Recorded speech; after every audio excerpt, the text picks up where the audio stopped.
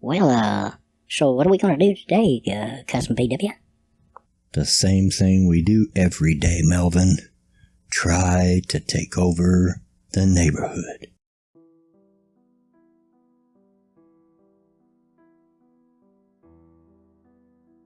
Hey y'all, Bloodwing here. Back to bring some grumpiness to the internet. Well, since I was kinda lacking on making videos last week, and since tomorrow is Thanksgiving, or in the morning since it's past midnight now, I figured I'd go ahead and record Heifer of the Week. I'll put it out a little bit early so I can sit back and enjoy my day tomorrow. And while we're talking about Thanksgiving, I'd like to wish a happy Thanksgiving to all my American friends out there. Yes, sir. Tomorrow is Thanksgiving, and all your kids will be here, and some of your grandkids, and they'll all be here, and you'll have all kinds of good food, but how come I'm not invited this year, Cousin BW? Because, Melvin, the last time that I had you over for Thanksgiving, you got drunk, and you used the turkey baster as an enema bottle. Oh yeah, I done plumb forgot about that. Sorry. Well, you may have forgotten, Melvin, but Mrs. BW hadn't forgotten. She says, no way. You're lucky she let you in the house. Anyway, let's do this thing. Alright, this video is gonna be so much fun. Jesus H. Christ in a sidecar? What in the heck is that? And is it a boy or a girl? Because I tell you what, from where I'm standing, I can't tell which one it is. That's Riley, Melvin. He's one of those trans trenders from Tumblr. You know, he's friends with Milo Stewart.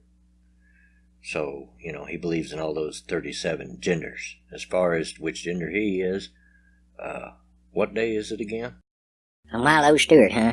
Well, that explains it. And it's a Thursday, Cousin BW. Oh, okay. Well, then I think he's a woman today. I lied. Nothing about this video is going to be fun, except maybe in like a laugh to prevent yourself from crying kind of way. Basically, I still can't believe that Trump is president-elect, and even worse, I can't believe Mike Pence is vice president-elect. Well, you just as well get to believe in it, Riley. Yeah, I seen your meltdown the day after the election and crying and whining and fear-mongering because all the jackbooted Gestapo of President Trump's gonna come round you all up and you're fearing for your lives. Jeez, oh Pete. But you better get used to it, and you better believe it, because come January 20th, Trump will be president, Pence will be vice president. And by your statement of I especially can't believe he's vice president, I think by the time this video's over, you're gonna maybe eat those words, or at least that attitude.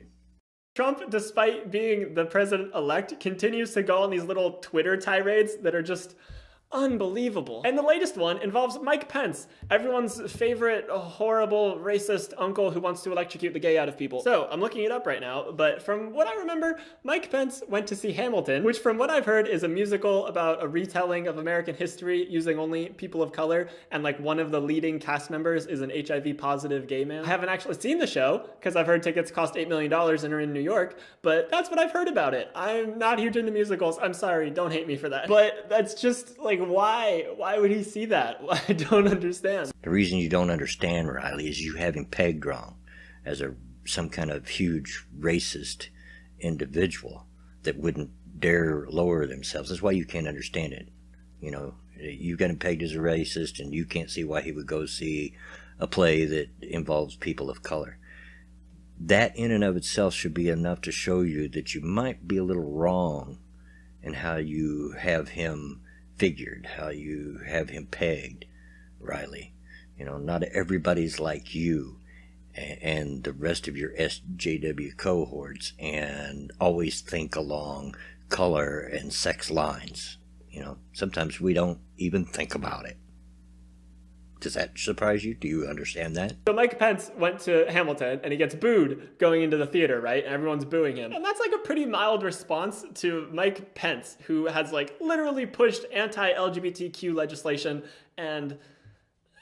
So of course, round one was people complaining about Mike Pence getting booed, which just amazes me. Because this is the same crowd that's like, free speech, I should be able to say the N-word, free speech, yeah. And then someone gets booed, and they're like, how dare you, have some respect for your vice president-elect. It's just the irony. Oh, there's so much irony. I'm drowning in irony. Yeah, Riley, I will admit there's a little bit of irony there. Not as much as you're letting on. You're kind of overreacting terribly, but there's some irony there. I'll give you that.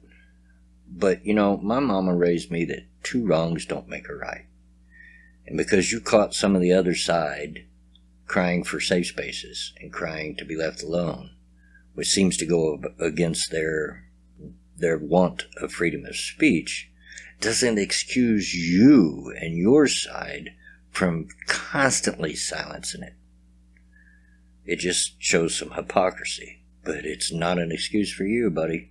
Okay, so after the booing, Hamilton, the cast, gave like a speech at the very end of it. And this is what their speech was. You know, we have a guest in the audience this evening, Vice President-elect Pence. I see you walking out, but I hope you hear just a few more moments. There's nothing to boo, ladies and gentlemen. There's nothing to boo. We're all here sharing a story of love. We have a message for you, sir. We hope that you will hear us out. And I encourage everybody to pull out your phones and tweet and post because this message needs to be spread far and wide. Vice President-elect Pence, we welcome you and we truly thank you for joining us here at Hamilton, an American musical. We really do. We, sir, are the diverse America who are alarmed and anxious that your new administration will not protect us, our planet, our children, our parents, or defend us and uphold our inalienable rights, sir. But we truly hope this show has inspired you to uphold our American values and to work on behalf of all of us. All of us. Thank you truly for seeing this show, this wonderful American story told by a diverse group of men, women of different colors, creeds, and orientations. That is the most respectful way they could have possibly put that. I'm sure everyone in that room had like much more disrespectful thoughts going on, and they filtered it out to make this very nice, very welcoming way of saying like, please don't fuck us over too bad when you're in office. Respectful?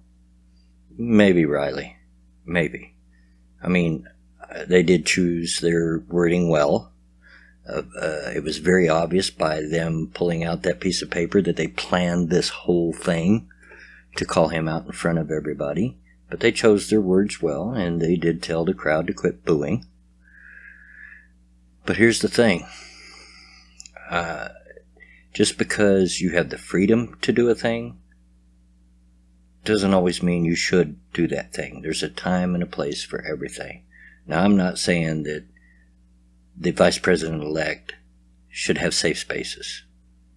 And as we're going to find out here in just a little bit, I don't think he feels that way either. But there is a time and a place. They could have picked the time better. How would you feel? Okay? He may be vice president-elect, but he is a human being. How would you feel if the spotlight were put on you and you were singled out in a crowded movie theater and someone told you similar things? Be a little embarrassing? Feel a little put on the spot? You know? But yes, they absolutely have the right to set it, and they did choose their words carefully. I'll give them that. Like literally, the harshest thing that they said is that they are alarmed and anxious that their administration will not protect us. That's like a completely valid emotion, to feel alarmed and anxious. There was no personal attacks at Pence. There was no personal attacks at Trump or anyone else for that matter. It was just simply like we are worried and we hope that you will protect us and like defend American values and stuff like that. Okay, so it seems like it should be fine, right? Everything's fine. Everything's good and dandy. We had a nice civil conversation with Pence. No.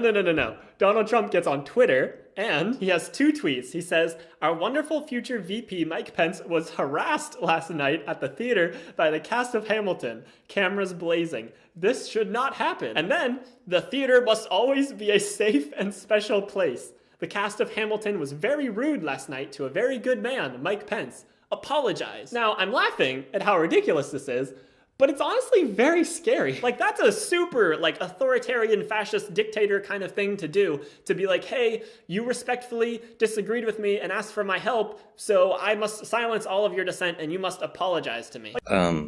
Riley, did you already forget whose tweet that was? It wasn't Mike Pence's. It was Donald Trump's. It was Pence they were disagreeing with and being respectful with, in your words, not Trump. You're dealing with Trump's tweets right now, not Pence. Don't project. And as far as being authoritarian and scary, are you going to tell me that if a friend of yours was attacked, or you felt like they were attacked, that you wouldn't come out and say, hey, you should apologize? How is that authoritarian? Again, as you are wont to do, you and your ilk, you're making a mountain out of a molehill. That's actually really thoroughly fucked up, and I'm very scared for the future of this country, and I'm trying to mask that with, like, laughter and, like, denial a little bit, but it's there. It's under the surface. But the thing that really gets me about this is that a lot of Trump's supporters are those white nationalist type of people who are, like, very pro-free speech and anti-PC culture, and they want to, like, tear down safe spaces and stuff. And then Trump comes out here and says that the theater needs to be a safe space. Yeah, Riley, I'll be the first to say that I'm not a fan of those tweets of Trump's. And it was an issue that we all knew about going in, that he had a habit of sticking his foot in his mouth on Twitter. And he'll probably need to put somebody in charge of making sure he doesn't do that. And if you think that Obama didn't have somebody doing the same thing, you're fooling yourself. But it still doesn't excuse the fact or make it right that you want safe spaces just because you've caught a few people in what appears to be hypocrisy. I'm not real sure about it on Trump's end. I'm not sure he's not just poking you people in the eye, using a little irony and satire of his own. Can't say he is. I'm just not positive that he's not. I could see him doing it. For Mike Pence, who's a vice president-elect, he's going to have to deal with much harsher shit than that in the next 4 years. If he can't take the cast of Hamilton politely asking him to defend them, I don't know how he's going to do in the White House. Well, now we've come to my favorite part, Riley. This is the whole reason I wanted to do this video. You asked the question, how is Mike Pence going to handle it? And you're trying to make him sound like some kind of big baby. Of course, all you've done is talk about what other people said and what Trump tweeted. Not one thing about anything that Mike Pence himself has said. And he's a big boy. He can speak for himself. So you wonder how he's going to handle the criticism over the next 4 years? Let me help you out with that. Governor, what did you think of the cast comments, and did you consider it rude? Well, first off, my daughter and I and her cousins really enjoyed the show. Hamilton is just an incredible production and incredibly talented people, and it was a real joy to be there. And when we arrived, we heard a few boos and we heard some cheers, and I nudged my kids and reminded them that's what freedom sounds like. And but at the end, I did hear what was said from the stage, and I can tell you, I wasn't offended by what was said. I'll leave to others whether that was the appropriate venue to say it. I just want to reassure every American that in the days ahead, I'm very confident that they're going to see President-elect Donald Trump be a president for all of the people, and we embrace that principle, and we're going to work hard to make that principle every day that we serve. So, Riley, did you get the answer to your question? You wanted to know how he was going to handle it? And I think we've seen that he's going to handle it with style and with class. Are you ready to eat crow, Riley? Huh? Are you ready to take back your words? Are you ready to make another video that apologizes to Vice President-elect Pence? I doubt that you will, because it doesn't fit your narrative. You want to play the victim and or laugh at the other side. You remind me of a child that has gotten in trouble or hasn't got their way. So they console themselves by pointing out the faults in other people and trying to get them in trouble. That's what you remind me of.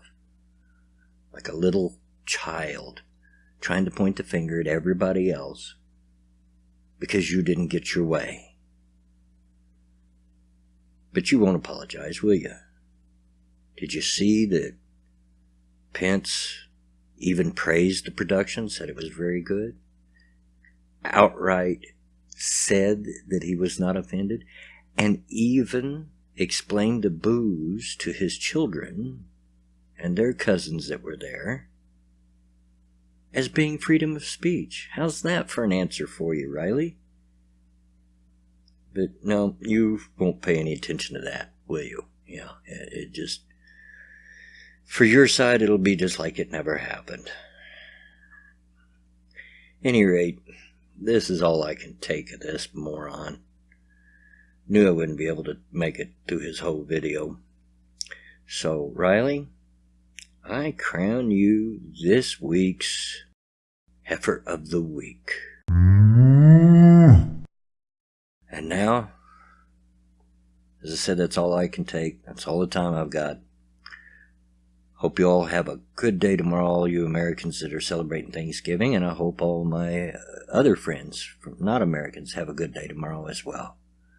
I know I'm going to eat as much as my belly will hold. And so until next time, get out of my yard.